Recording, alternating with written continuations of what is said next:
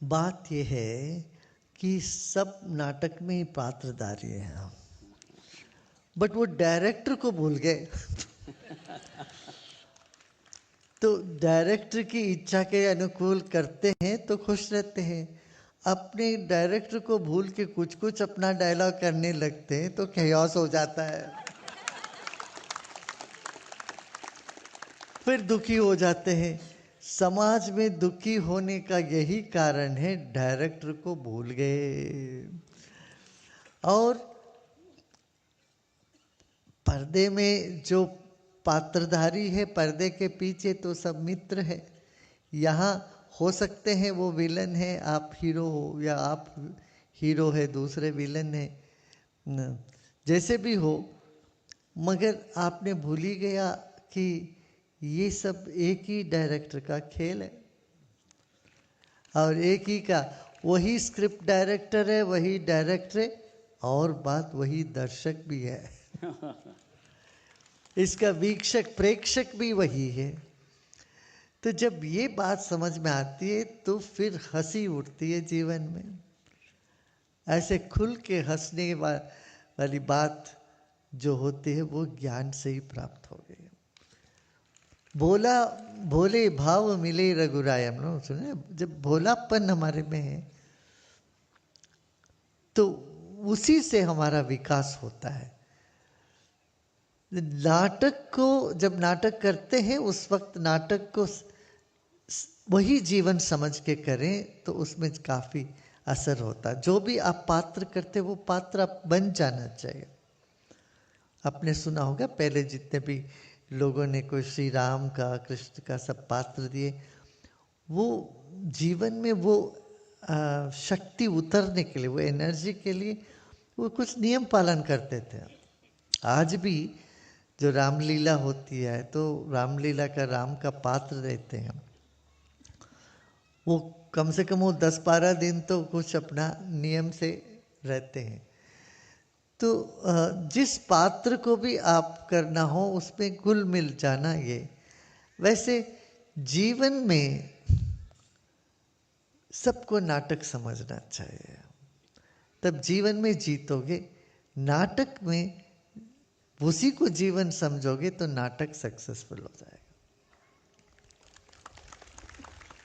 अब सुदर्शन क्रिया करने से क्या होगा, देखो दुनिया भर के थिएट्रिकल स्कूल में ये सिखाते हैं, नवरस में कोई भी रस को आपको अभिव्यक्त करना हो, कोई भाव जब अभिव्यक्त करना हो तो ऐसा सांस लो बोलते हैं। जैसे एक सुखद अनुभव के लिए बोलते हैं, धीरे से उच्छ्वास, धीरे से सांस लो, और यदि कुछ ऐसी कठिन परिस्थिति के जोर से सांस छोड़ना होता है, तो गुस्से में अलग तरह के सांस लेना होता है। आपको आपकी सांस से पता चलता है आप में कितना गुस्सा है। ऐसे प्रेम के जो सीन्स होते हैं, जो उसमें एक लव सीन होता है तो उसमें अलग तरह का सांस लेना पड़ता है करके आप लव सीन तो नहीं एग्जिबिट कर सकते। तो आपके मन के हर मूड के हिसाब से सांस का गति भी बदलती है, बदलना चाहिए, बदलती है। वो सांस की गति बदलती है तो आपका मूड भी बदलता है। जीवन में एक क्रिया ध्यान करने से क्या होता है, आपको अंदरूनी मजबूती मिलती है। Artists are usually very sensitive. They have very soft heart and very fluid emotions. And their emotions are sometimes very erratic. So, to have a say over your own emotion. Without emotion, life is very dry, no doubt. But emotions need to be under your control. They cannot overpower you.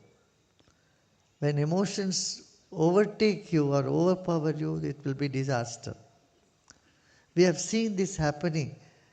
Most of the famous artists around the world are miserable. जितना अधिक श्रेय मिला है वो सब artist से आप नजदीक से बात करो, खुश हो नहीं खुश है, क्यों? उनको अध्यात्म का गंध भी नहीं रहा। और जिन्होंने अध्यात्म को अपना जीवन में समा लिया, उनके जीवन में बड़ा खुशी आ गई। इसलिए आप खुश रहिए और सबका मनोरंजन करिए। ये एक बड़ी सेवा है। सबको हंसाना, सबके मन को रिझाना, ये अपने में एक कला है और इस कला में आप उतरे हैं। ये कोई कम नहीं है, कोई डॉक्टर से कम नहीं है, वैद्य से कम नहीं है आपका प्रोफेशन। वैद्य जैसे शरीर को बचाता है, आप लोगों के भावनाओं को, मन को बचाते हो, उनको पुष्ट करते हो। इसलिए मगर इसमें आर्टिस्ट में एक बात होती है, जेलसी बहुत होती है। देखो हंस रहे हैं सब पीछे, सबको पता है। जेलसी बहुत होती है, गुस्सा जल्दी आ जाता है, इम्पेशंस बढ़ जाती है। ये तीन होने से फिर जीवन डगमगाने लगता है। क्रिया ध्यान करने से आप थमे रहोगे, आपको एक मजबूत स्तंभ मिल जाएगा जिसके सहारे तुम जीवन को आगे बढ़ा सकते हो।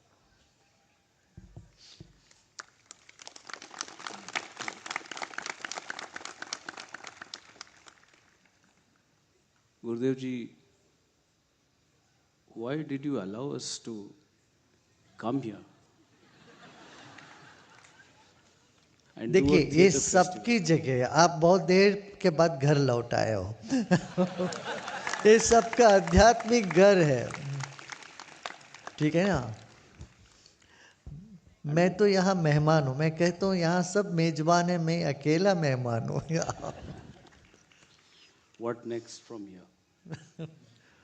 As far as theatre is concerned, and a festival like this, and theatre education, and as you rightly just mentioned, the spiritual side of every artist. So what next? What will be your kind guidance for all of us? Yeah. You have to reach out to all the artists and take care of their mental health. See that no artist commits suicide.